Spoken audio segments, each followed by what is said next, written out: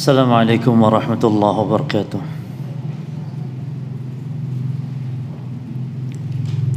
Alhamdulillah rabbil alamin.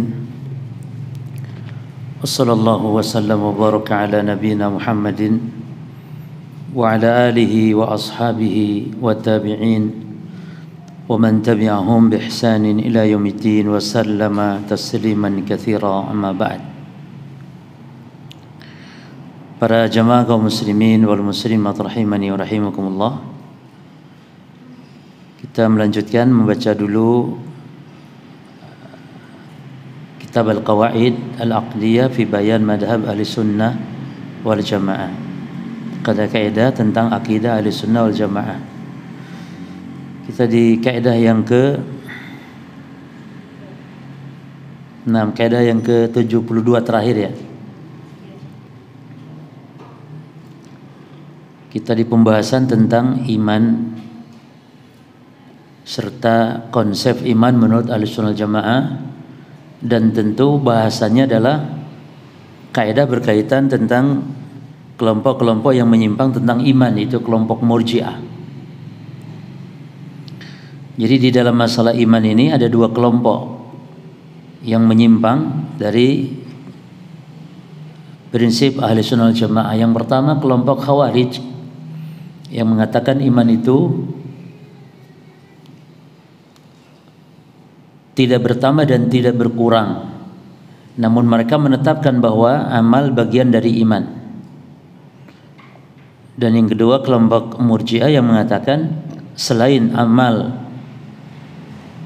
bukan bagian dari iman, juga meyakini tidak bertambah tidak berkurang ya. Jadi kalau dilihat mana yang besar penyimpangan antara Khawarij dan Murji'ah di bidang iman ini, maka Murji'ah yang lebih buruk karena dia menyimpang dalam dua hal, mengatakan iman tidak bertambah dan tidak berkurang, dan yang kedua Murji'ah meyakini bahwa amal bukan bagian dari iman. Adapun Khawarij mengatakan amal bagian dari iman. Hanya satu saja mereka mengatakan bahwa iman tidak bertambah dan tidak berkurang ya. Nah sekarang pada kaidah yang sudah kita bahas, kaidah yang ke-72, bahwa pelaku dosa besar itu tidak dihukumi hilang semua iman ya. Bahwa pelaku dosa besar menurut ahli sunnah la yuslabu mutlaqul iman, tidak dihukumi imannya hilang semua, namun juga tidak dihukumi imannya sempurna ya. Tidak dihukumi imannya sempurna karena ada maksiat ya. Tapi dia mukmin karena ada pokok keimanannya, namun fasik karena kemaksiatannya. Nah, ini tentu membantah dua golongan terhadap Khawarij yang mengatakan imannya lenyap, imannya hilang total, dan juga membantah kepada orang Murji'ah yang mengatakan pelaku dosa besar itu imannya apa? Sempurna. Baik. Nah sekarang kita masuk di kaidah yang ini merupakan masih cabang tentang kaidah iman versi Murji'ah atau cabang dari kaidah sebelumnya, yaitu kaidah yang berbunyi al-istisna'u fil iman. Kaidah yang ke-73, al-istisna'u fil iman.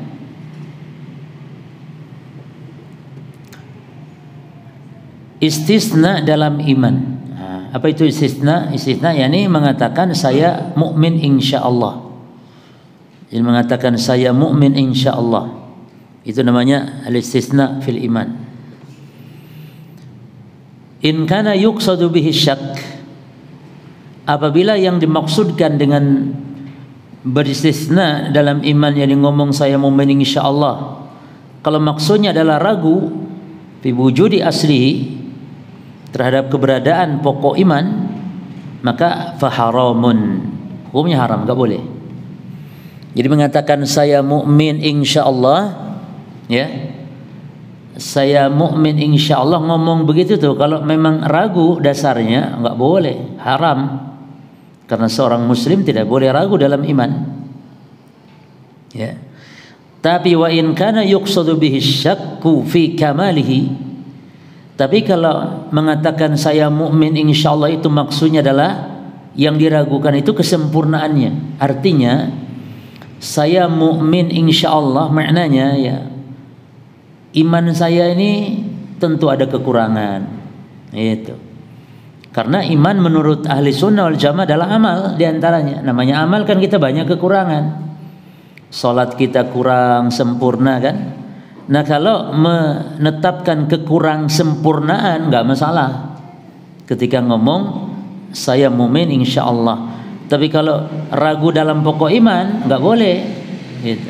Tapi kalau ragu dalam kesempurnaan, ya, sehingga dia mengucapkan saya mukmin insyaallah, maka bukan boleh lagi tapi hasanun, maka itu baik, bahkan ma'murun bihi, diperintah. Loh kok bisa ngomong begitu diperintah? Iya, seorang muslim kalau beramal merasa ada kekurangan, itu diperintah. Tidak boleh pede amal pasti diterima. Ya. Kan berbicara iman kok ngomong amal. Iya, itu makanya ahli sunnah itu meyakini bahwa amal bagian dari iman. Maka ketika seorang muslim ahli sunnah mengatakan saya mukmin insyaallah, kalau tujuannya adalah bahwa amalan-amalan yang dia bagian dari iman itu tidak sempurna, banyak kekurangan, itu bagus, bahkan dianjurkan. Karena tidak boleh untuk seorang muslim ahli sunnah, tidak boleh untuk meyakini amalannya pasti sempurna, pasti hebat, ya. Tapi bukan berarti ragu ya, amalan tidak terima, jangan ragu. Tapi maksudnya kita tidak terlalu percaya diri karena sebab banyak kekurangan. Ya, jelas maksudnya ya. Karena kata Allah, fala tuzakku anfusakum, jangan kalian mensucikan diri kalian sendiri. Jadi jangan mengatakan saya mukmin mengatakan saya mukmin yang sempurna iman, saya amal yang sempurna amal. Dari mana kita bisa berikan seperti itu padahal kita banyak kekurangan? Jelas ya? Lianna adamahu, karena kalau tidak, yakni maksudnya kita mengatakan iman pasti sempurna atau amal kita pasti sempurna adalah bentuk tazkiyatun linnafs, bentuk menunjukkan pensucian diri. Wa qad nuhina anha, sementara kita kan dilarang mensucikan diri. Dalilnya tadi kata Allah, fala tuzakku anfusakum wa a'lamu biman ittaqa, jangan kalian mensucikan diri kalian karena Dia Allah Maha tahu siapa orang yang bertakwa. Taib, kenapa muncul ini para jemaah? Dari mana muncul istisna fil iman? Munculnya istisna fil iman dari orang-orang Murji'ah. Munculnya al-istisna fil iman dari orang-orang Murji'ah, yaitu orang Murji'ah mengatakan bahwa istisna dalam iman, mengatakan saya mukmin insyaallah itu mutlak haram, gak boleh. Dari mana muncul istisna fil iman? Dari orang-orang Murji'ah. Bagaimana maksudnya? Yani orang Murji'ah mengatakan istisna dalam iman mutlak haram, gak boleh. Kenapa gak boleh? Kata mereka karena yang namanya istisna dalam iman itu menunjukkan syakkak, menunjukkan orang yang ragu-ragu.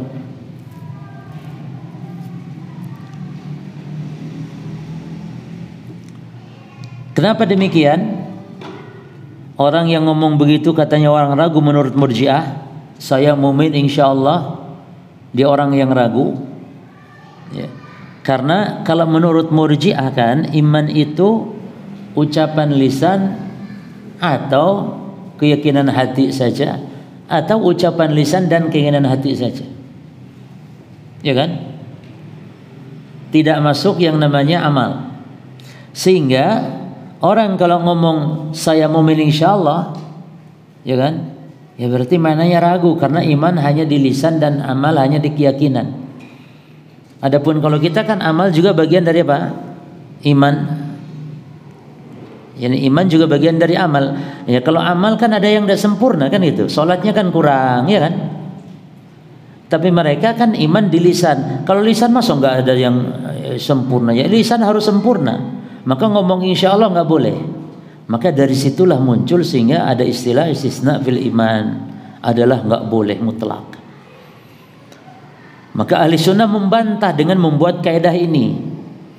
Jadi apa hukum mengatakan saya mu'min insyaallah? Kalau menurut ahli sunnah diperinci. Tidak mengatakan mutlak boleh, tidak mengatakan mutlak boleh, tidak, tapi diperinci.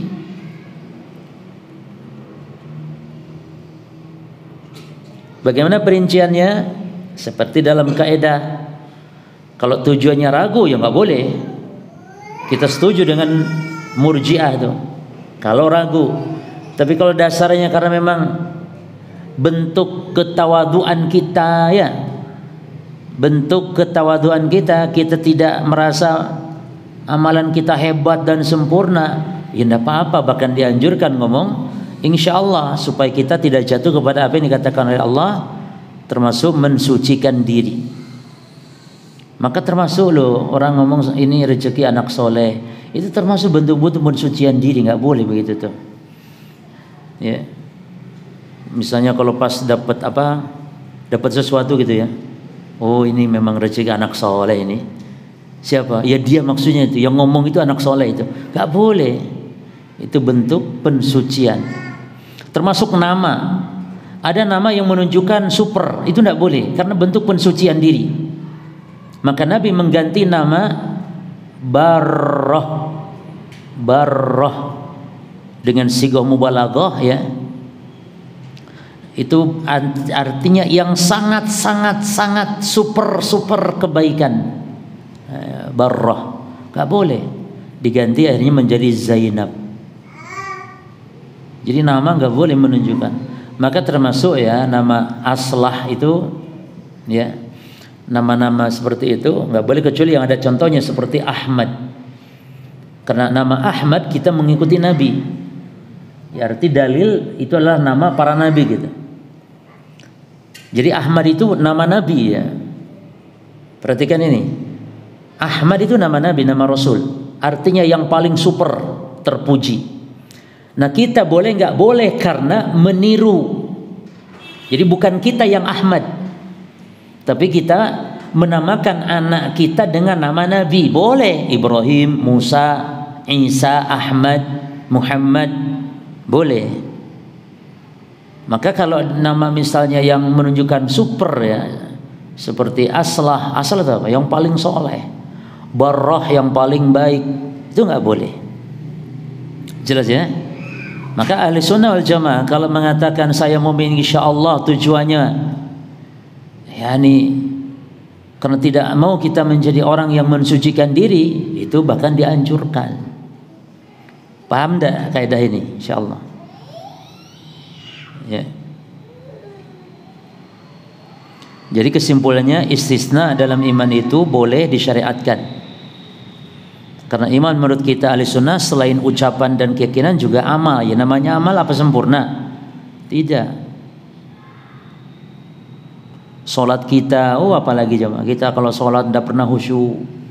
Sementara berlaku di situ syarat-syarat solat yang akan mendapat surga, diberi pahala itu solat yang betul-betul sempurna. Wudu saja, Nabi mengatakan man tawadha'a fi baitihi fa ahsanal wudu.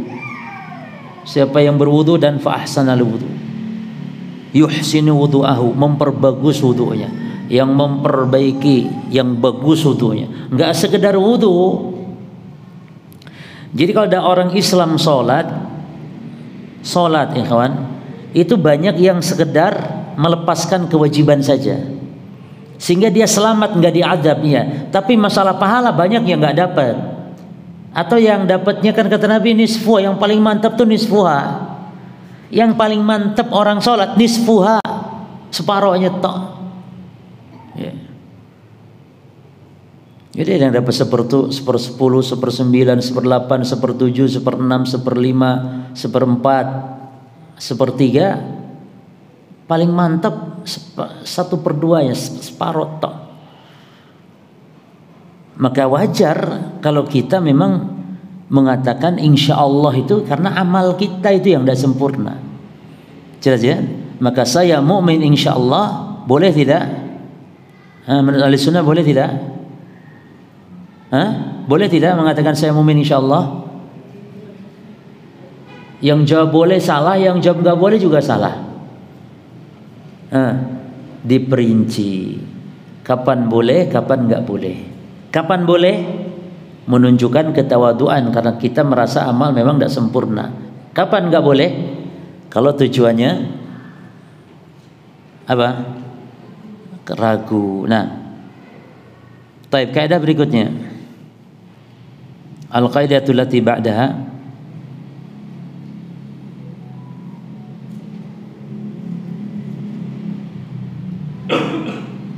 kullu fi'lin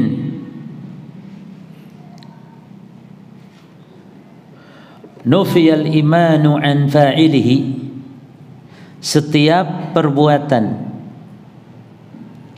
awas di sini perbuatan ya, nufiyal imanu an fa'ilihi, yang mana iman dinafikan terhadap perbuatan tersebut. Ini kalau orang berbuat itu dikatakan tidak beriman, maka menunjukkan perbuatan itu fali hurmatihi, menunjukkan keharaman. Kazina, contoh berzina, wasyubil khamr, dan contohnya minum khamr. Berarti menunjukkan kalau ada hadis misalnya orang yang berzina tidak beriman, orang yang minum khamr tidak beriman, berarti menunjukkan apanya terhadap khamr? Haram. Karena perbuatan tersebut dinafikan iman, ditiadakan iman, berarti menunjukkan perbuatan itu haram. Contoh apa? Dalam hadis, la yazni azani hina yazni wa huwa mu'min. Tidaklah seorang yang berzina ketika dia sedang berzina itu dia seorang mukmin. Yani orang yang berzina itu tidak beriman. Nah, dinafikan iman atas sebuah perbuatan menunjukkan perbuatan itu haram. Ini tolong nih, yang ini nih ojo ketukar ya.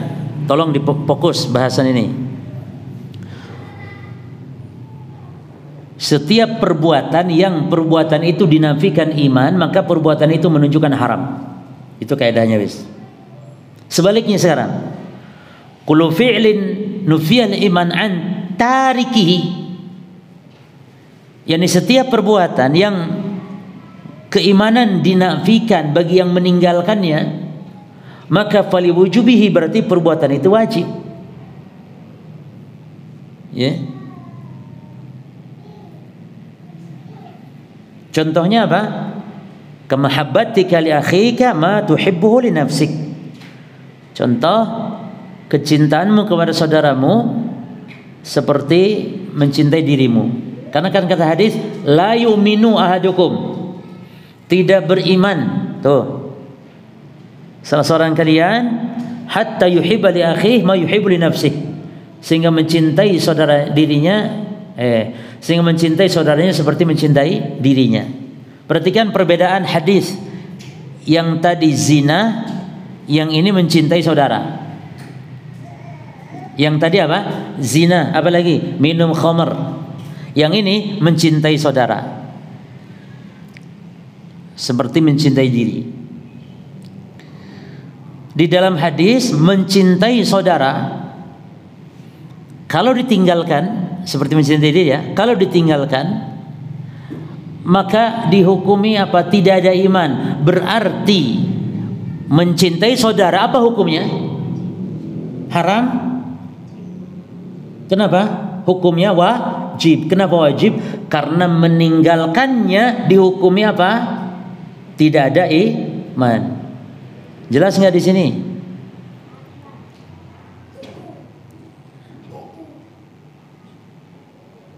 Contoh nih, minum air dulu lah. Ini contoh bukan syariat ya, contoh.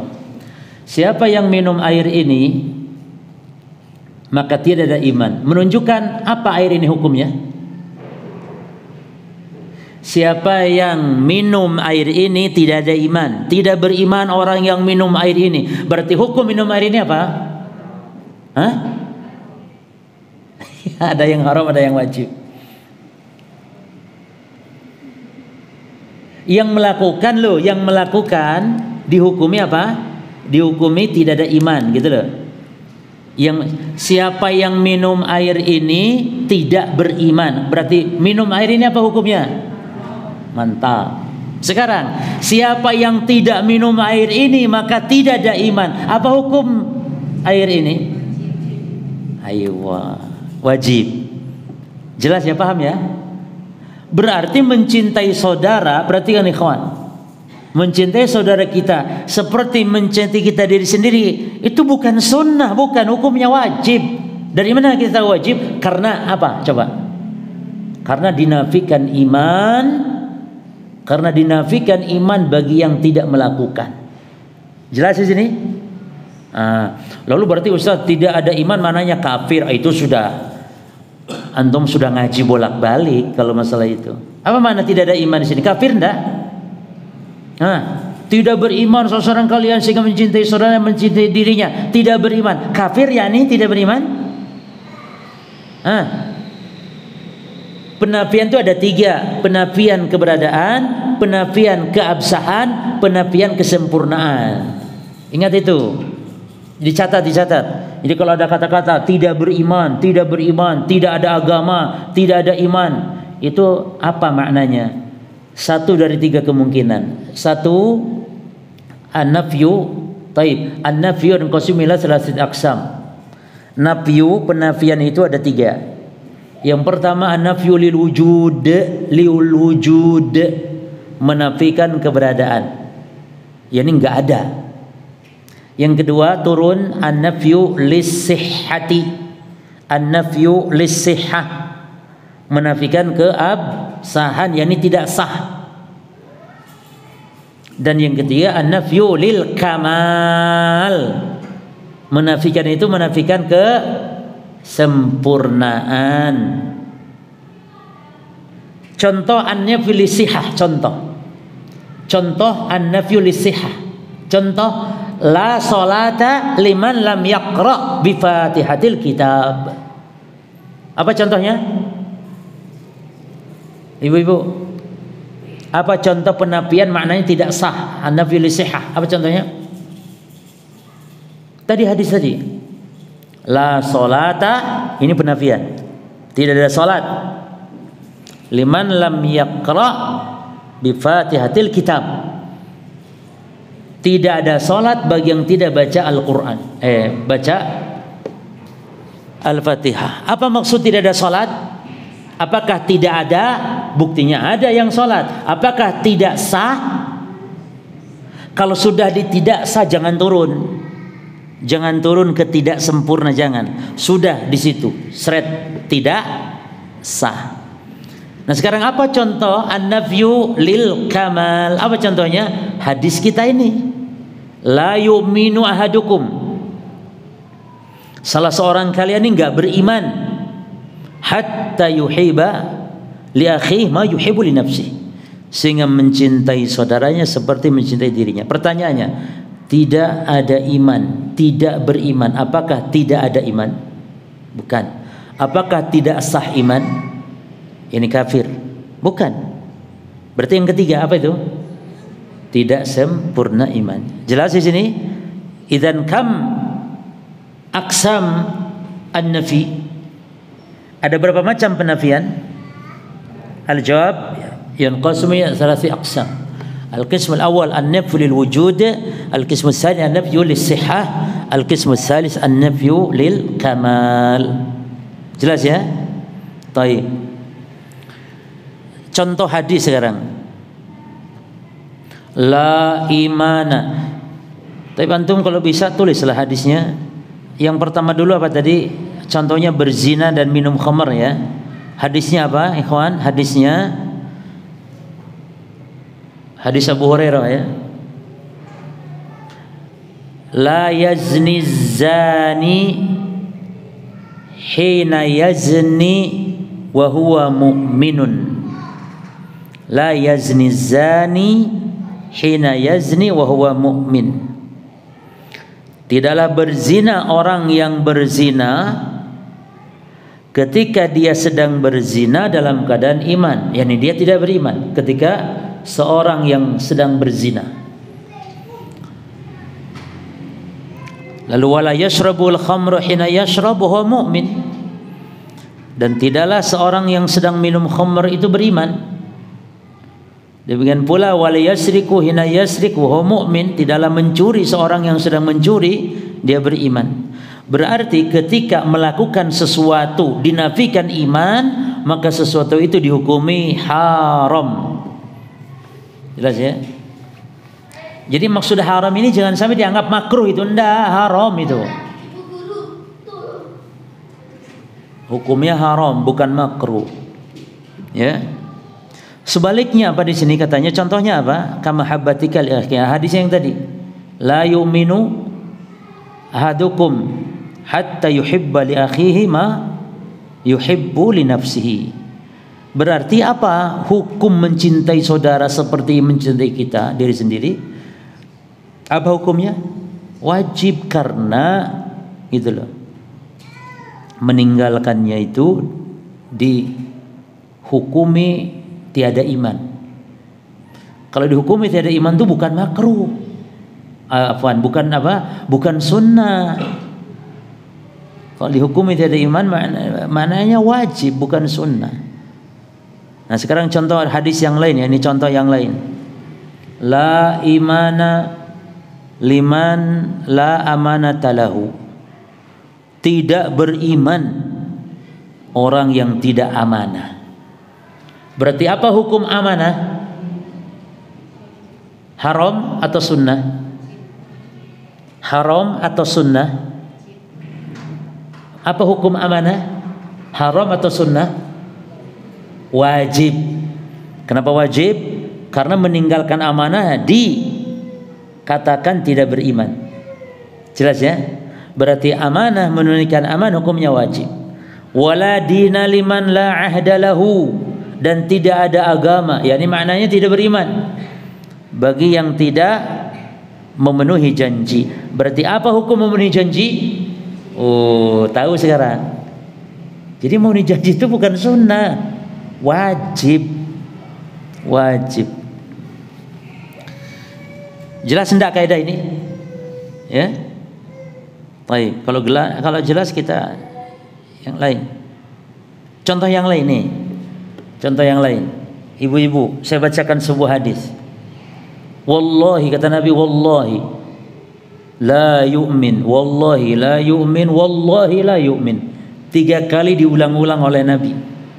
Demi Allah tidak beriman, demi Allah tidak beriman, demi Allah tidak beriman. Qalu, para sahabat nanya, wa madzaka ya Rasulullah? Kata sahabat, siapa ya Rasul yang tidak beriman? Qal, kata Nabi, al-jaru la ya'manu jaruhu bawa'iqahu. Yaitu tetangga yang dia, berarti kan yang tidak beriman itu siapa? Tetangga yang tetangganya dia tidak merasa aman dari gangguannya. Jadi yang tidak beriman ini si tetangga nih, yang tetangga dia atau si muslim ini nih, ya, yang tetangganya merasa tidak aman dari gangguannya. Bawa'iqah. Ini menunjukkan apa ini? Jemaah, hadis ini tadi adalah, jadi kalau jenengan mendapati hadis la yu'min, tidak beriman, kita lihat itu apakah menunjukkan kepada wajib atau haram. Iya tak jemaah? Jangan ngomong makruh, jangan ngomong sunnah. Kalau dikatakan la yu'min, la yu'min, la yu'min, itu bisa jadi hukum yang di situ terdapat wajib atau haram. Sekarang hadis ini nih menunjukkan wajib atau haram? Ibu-ibu, hadis tetangga ini wajib atau haram? Kedengarannya ramjib. Wajib atau haram? Wajib apa?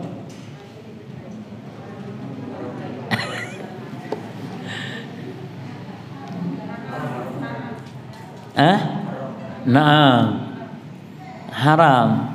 Karena melakukannya, apa melakukannya? Ganggu tetangga, nyetel murotal keras-keras. Allahu Akbar. Jangan nyetel dangdut lah, nyetel kaset murotal loh. Orang sedang tidur sakit gigi. Itu haram loh. Ustaz ojo ngono lah Ustaz. Berlebihan Ustaz ini. Quran loh, kok iso haram loh nyetel Quran. Oh jamaah. Tidak setiap baca Quran itu jadi ibadah. Bisa jadi baca Quran jadi masukkan seorang ke neraka Jahannam, naudzubillah. Contoh baca Quran kan dilarang kalau kita ruku dan sujud, betul tidak? Kata Nabi, nuhitu an aqra'al Quran, aku dilarang Allah baca Quran. Kapan? Raki'an aw sajidan, ketika ruku dan sujud. Itu baca Quran. Coba baca Al-Fatihah ketika ruku, baca Al-Fatihah ketika sujud, tak boleh. Dilarang. Baca tabat yada abi lahabi wa tab, inna a'tainakal kautsar. Baca ketika ruku sujud, haram. Baca Quran di kuburan dilarang. Cuman ada ustaz yang katanya syirik akbar. Aduh saya juga ngenes dengarnya itu.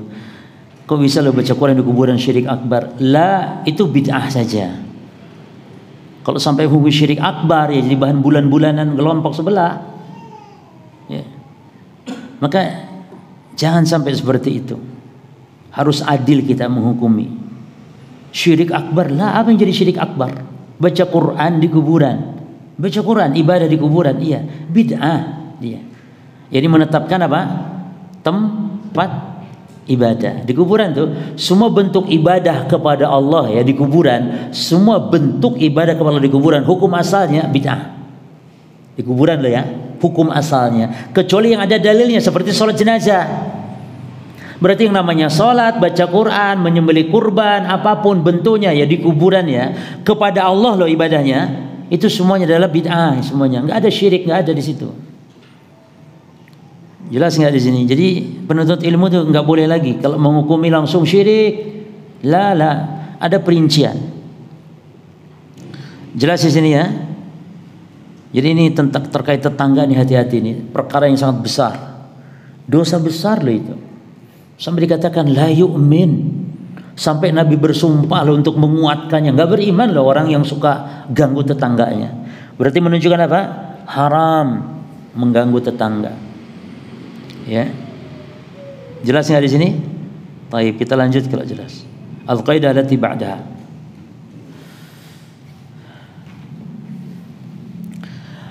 Kamalul imanil mustahab. Syartuhu fi'lul mustahabbat. Perhatikan ya, bahasan-bahasan tentang iman ini agak pelik ya, sampai harus fokus ya. Masalah iman ini dari mulai kemarin tuh sebelum ini. Ini banyak beberapa kaidah tentang masalah iman. Cuman yang harus diingat masalah iman ini antum ingat dua kelompok, Khawarij atau Wa'idiyah dan Murji'ah. Itu kan antum biasa disebut Murji'ah itu kan sama orang-orang Khawarij.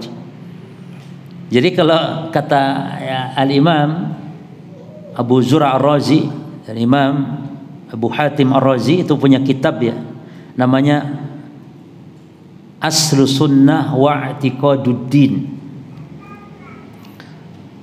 Aslu Sunnah wa I'tiqaduddin. Dua ulama yang nulisnya ini, dia ulama yang berasal semua dari Ar-Rai. Maka dikenal Ar-Razi, Imam Abu Zur'a Ar-Razi dan Imam Abu Hatim Ar-Razi. Rai ini sebuah kota dulu di negara Iran sekarang. Jadi Iran itu dulu negara ulama dulu. Iran itu. Sekarang negara Syiah. Ya. Dulu negara para ulama. Nah, Imam Abu Zur'a Ar-Razi dan Imam Abu Hatim Ar-Razi dalam kitab Aslu Sunnah mengatakan, siapa orang yang mengatakan ahli sunnah adalah Murji'ah, maka dia adalah Khawarij. Jadi kalau antum dilaknat Murji'ah berarti yang ngomong itu Khawarij, pasti itu sudah. Wong antum ngaji kok Murji'ah itu gimana rincian-rincian Murji'ah, antum ngerti Murji'ah. Dan antum tidak mengatakan amal bukan bagian dari iman. Ya kan jemaah? Pelaku dosa besar menurut antum apa? Muslim yang sempurna iman pelaku dosa besar? Tidak, Muslim tapi yang kurang iman. Antum tidak mengatakan pezina itu imannya sempurna. Antum bebas dari Murji'ah. Maka siapa orang mengatakan amal bagian dari iman itu sudah bebas dari Murji'ah itu. Lah antum sekarang kalau dilawan Murji'ah berarti antum harus berburuk sangka kepada dia bahwa dia adalah Khawarij. Dia adalah Khawarij. Wajib antum berburuk sangka gitu loh. Karena ada korina. Buruk sangka itu boleh kalau ada korina. Apa korinahnya? Antum yang tidak meyakini seperti itu, antum tidak mengatakan orang pezina itu sempurna iman, dan antum tidak mengatakan amal bukan bagian dari iman, tidak, tapi antum mengatakan amal bagian dari iman. Lalu antum dilawan Murji'ah, berarti yang ngomong Khawarij. Sudah jelas itu. Jadi masalah iman ini detail, ya. Contoh sekarang nih, kamalul imanil mustahab, kesempurnaan iman yang mustahab, syartuhu, syaratnya adalah ya fi'lul mustahabat. Syaratnya adalah ya mengamalkan amalan-amalan yang mustahabat. Wa tarkul makruhat, dan meninggalkan yang makruh-makruh. Ya. Ini kesempurnaan iman yang mustahab. Karena kesempurnaan iman itu ada dua, ada yang wajib, ada yang mustahab. Adapun wa kamaluluhu al-wajib, adapun kesempurnaan iman yang wajib, maka fasyartuhu apa? Syaratnya ya fi'lul wajibat dan tarkul muharramat, melakukan yang wajib-wajib dan meninggalkan yang haram-haram. Jadi kamalul iman itu ada berapa? Ada dua. Yang pertama kamalul iman al-wajib, yakni kamalu al-iman al-wajib, dan yang kedua kamalu al-iman al-mustahab. Jelas cuma ya. Jadi nggak tahu nih antum, pokoknya mau paham mau tidak nggak apa-apa, anak nggak peduli, yang penting anak sampaikan. Makanya antum harus yang perhatian ini. Kamalul iman Kamalul iman itu ada berapa? Dua. Ada kamalul iman yang wajib, ada kamalul iman yang mustahab. Ahli sunnah wal jamaah memandang iman itu dari tiga sudut pandang. Ahli sunnah wal jamaah memandang iman itu dari tiga sudut pandang. Yang pertama, an-nadhar bi'tibari ma yatahaqqaqu bihi aslul iman. Sudut pandang pertama adalah sudut pandang dengan mempertimbangkan yang menjadi dasarnya iman. Dasar atau pokok, ya, adanya iman. Apa yang pertama sudut pandangnya? Yaitu apa yang menjadi pokok atau dasar iman, atau pokok iman, atau dasar wujud adanya iman. Ya. Yang kedua, an-nadhar bi'tibar ma yatahaqqaqu kamal al-imanil wajib. Yang kedua, sudut pandang itu apa yang menjadi kesempurnaan iman yang wajib. Baru yang ketiga antum bisa lanjutkan tuh. Apa yang ketiga ya kawan? An-nadhar bi'tibar ma yatahaqqaqu bihi kamalul imanil mustahab.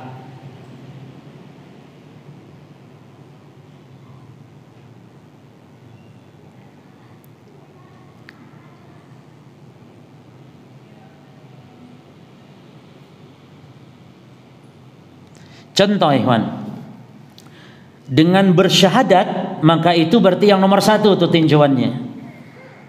Jadi pertimbangan yang menyebabkan adanya apa? Pokok iman. Apa itu? Syahadat. Kalau yang kedua apa tinjauan yang kedua? Sudut pandang apa? Kesempurnaan iman yang wajib, yaitu dengan melakukan apa? Yang wajib-wajib, sholat 5 waktu. Jelas ya? Yang ketiga ikhwan, kesempurnaan iman itu sudut pandang iman itu adalah apa yang menjadi sempurna iman yang mustahab. Kesempurnaan itu yang mustahab, yaitu amalan-amalan yang apa contohnya? Puasa Senin, Kamis, sholat rawatib dan seterusnya. Jelas nggak di sini? Jadi syahadat mewujudkan pokok iman. Salat duhur mewujudkan apa ikhwan? Kesempurnaan iman yang wajib. Terus salat ba'diyah duhur mewujudkan kesempurnaan iman yang mustahab.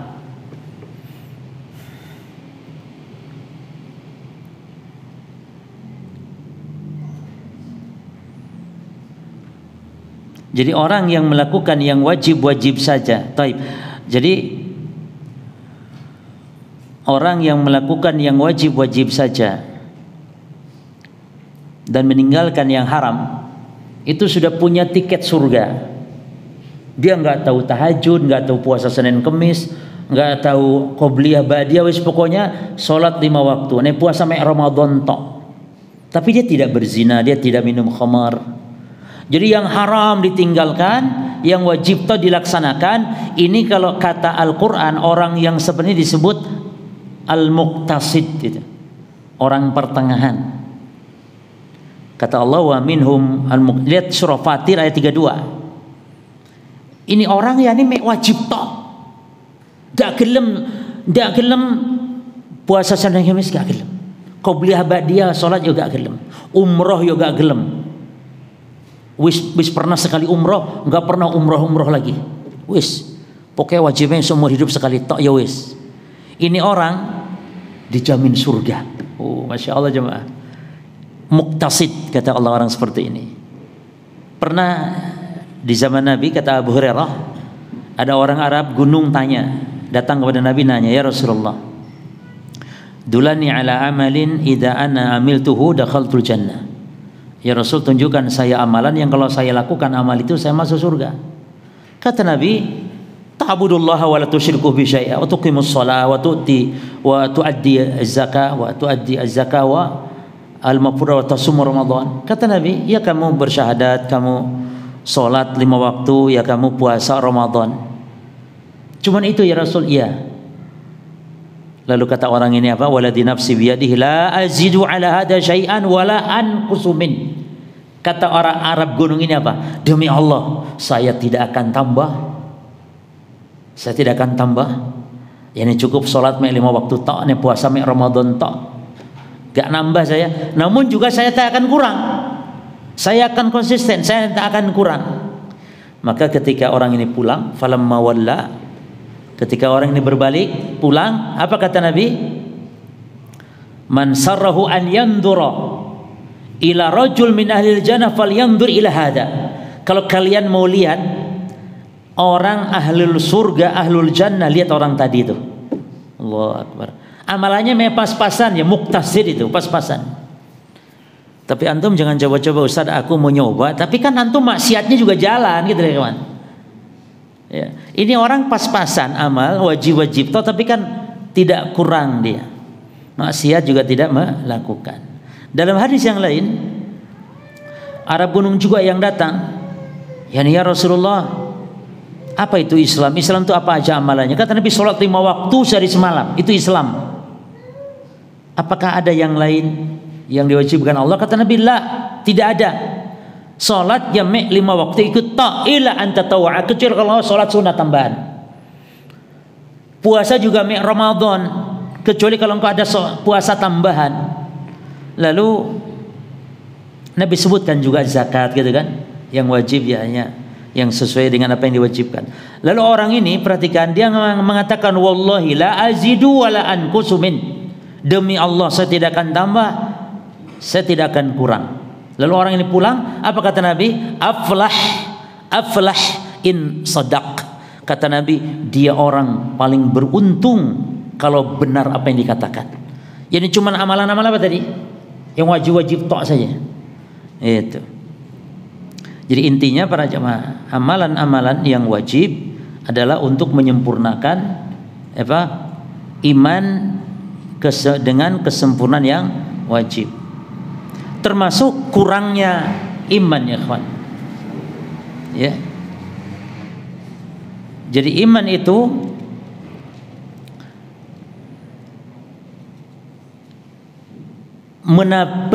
tadi kan perwujudan iman ya kawan ya. yakni iman, perwujudan iman itu ada yang pokok iman, ada yang kesempurnaan yang wajib, ada kesempurnaan yang mustahab. Demikian pula penafian iman itu ya tiga. Penafian iman juga ada tiga. Yang pertama penafian pokok iman, itu dengan syirik dan kufur. Yang kedua penafian kesempurnaan yang wajib. Coba antum jawab tuh, bisa kali ya? Menafikan kesempurnaan iman yang wajib itu dengan apa? Dengan meninggalkan kewajiban atau melakukan apa coba? Menafikan kesempurnaan yang wajib ya. Apa? Dengan melakukan apa? Zina atau meninggalkan puasa Ramadan. Iya tuh jemaah. Di situ iman antum hilang. Yang hilang apanya? Kesempurnaan yang wajibnya hilang.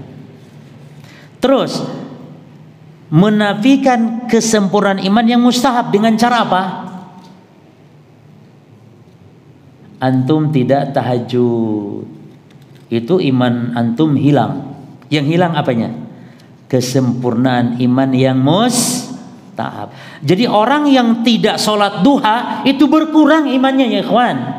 Yang mana berkurangnya? Kesempurnaannya yang mustahab. Rodok ano gambaran apa? Rodok ya. Tidak apa-apa, cuma ngaji itu ya rodok toh wis lumayan. Tidak harus paham. Ya, demikian. Jangan sampai aku naik ngaji ini tidak paham-paham. Jadi malas ngaji, jangan. Wong datang tuh ibu ngantuk, ibu di sini datang walaupun ngantuk karena saking sakinahnya di tempat pengajian. Itu tetap dapat pahala, tetap dapat ampunan, dapat berkah. Jadi kalau sekali kayak gini nggak paham tuh nggak apa-apa, guys. Ya. Baik. Jelas nggak di sini?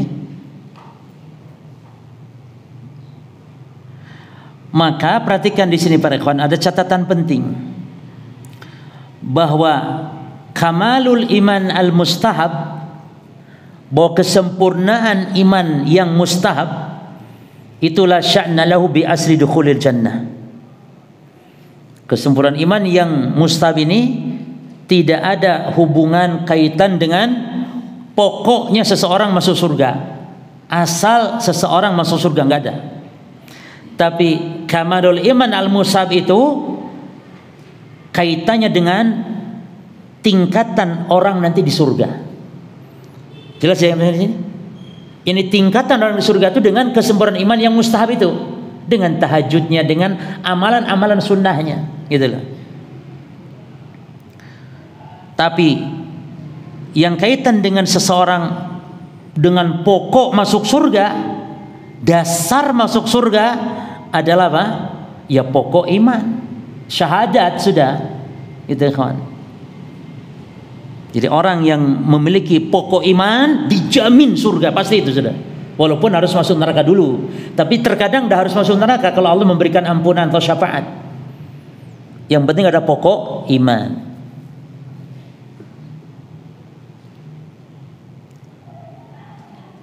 Maka amalan-amalan ibadah-ibadah yang wajib adalah syarat untuk kesempurnaan iman yang wajib.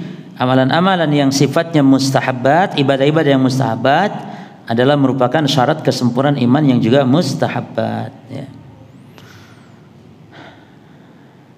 Baik, berikutnya kaidah yang ke-76, al-qaidatu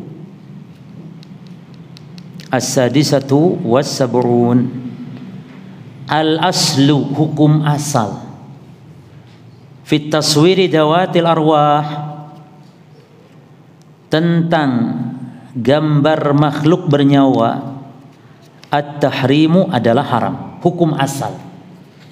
Illa kecuali ma da'ilaihi da'id darurah, kecuali kalau ada alasan darurat, awil hajatul mulihah, atau hajat kebutuhan yang mendesak.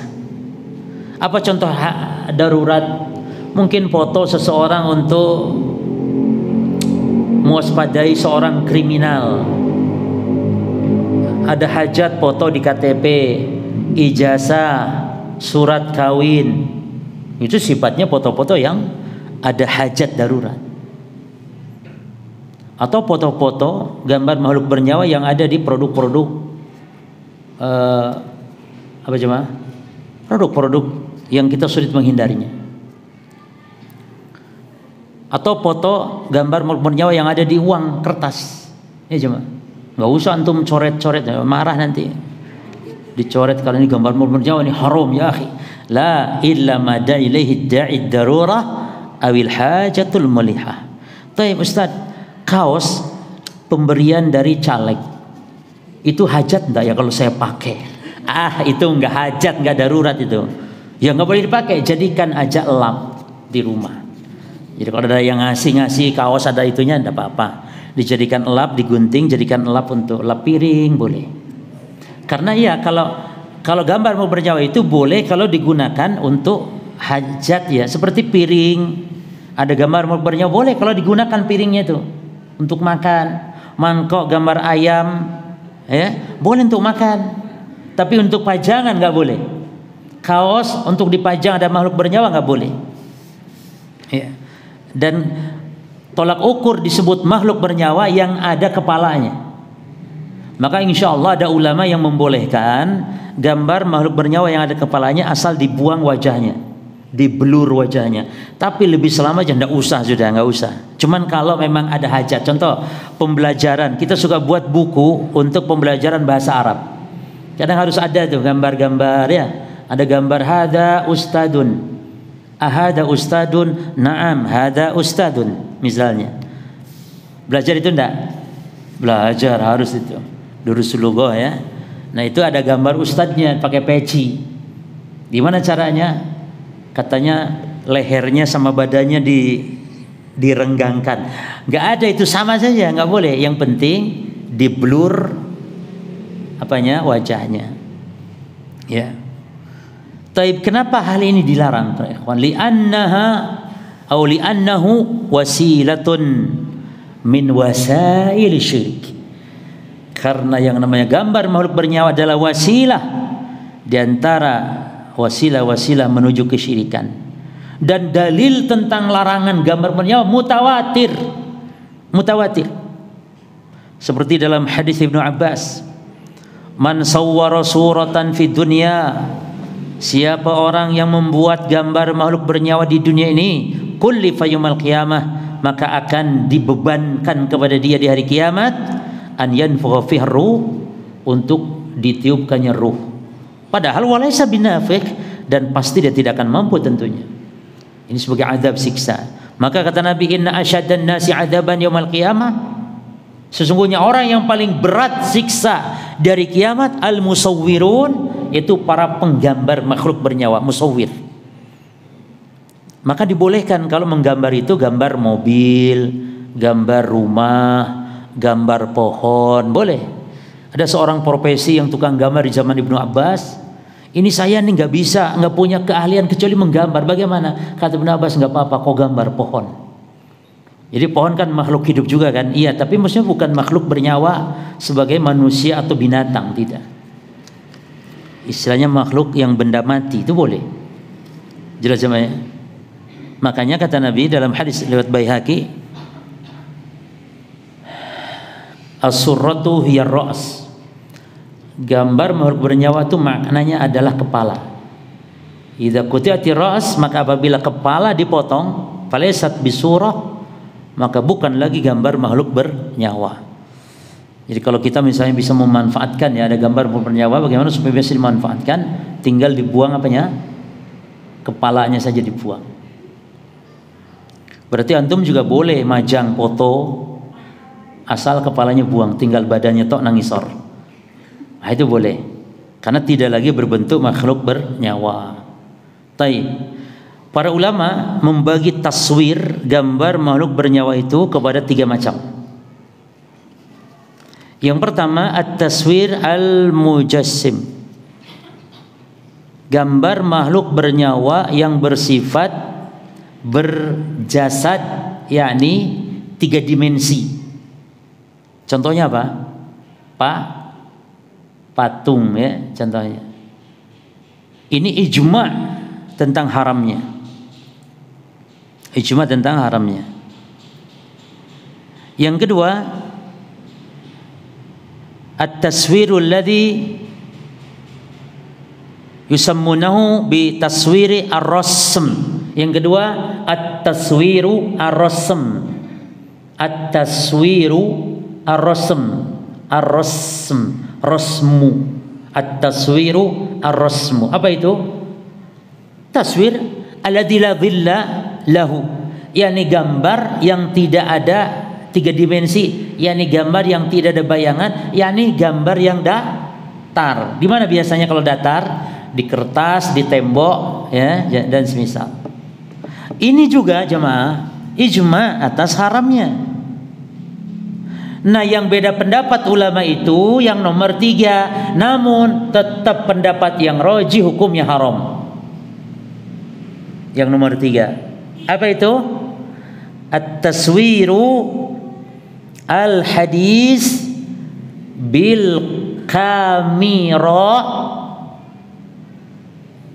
awil fotografi. Apa al-kamera?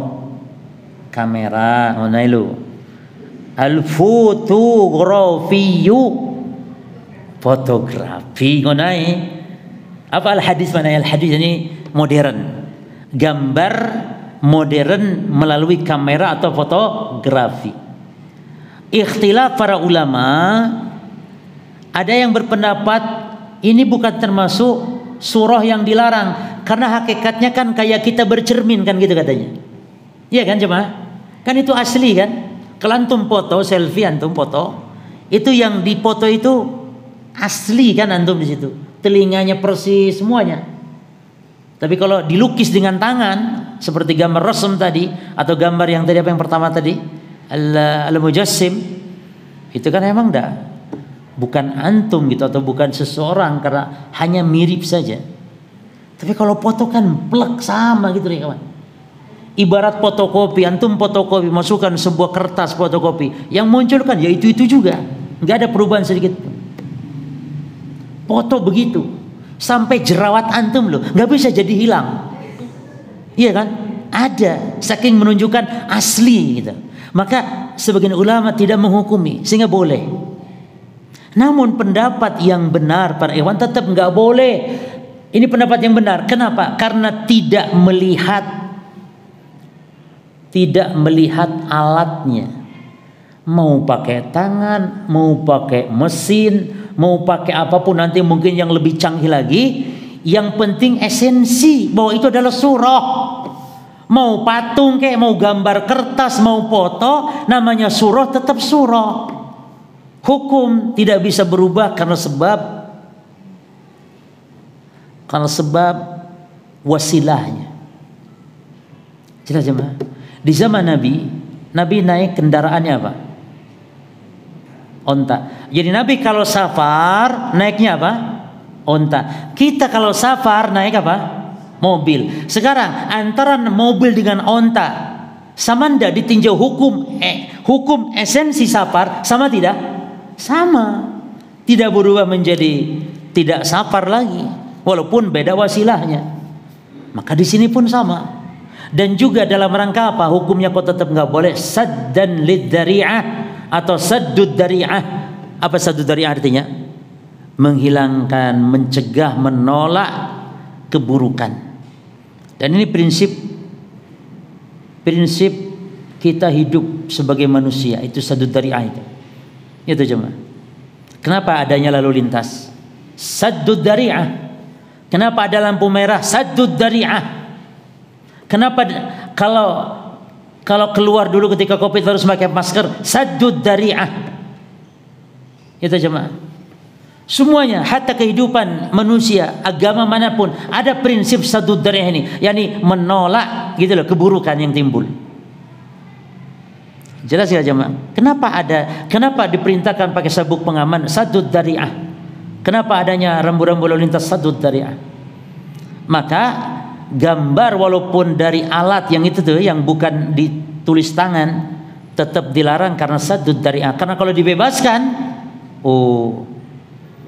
mudarat banyak tetap gitu loh. Mudarat banyak.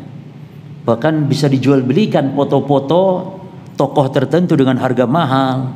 Apalagi dianggap sebagai jimat. Ada loh zaman foto kiai atau tokoh ya, yang itu dianggap sebagai penglaris juga, membawa berkah di rumah kalau ada foto tokoh tersebut. Jelas nggak di sini? Baik. Yuk kita baca sekarang.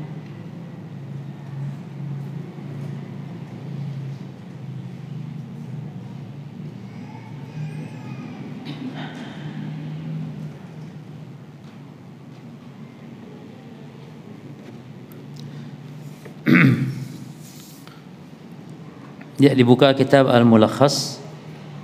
Kita di pembahasan hadis hadis Ibnu Mas'ud ya. Itu hadis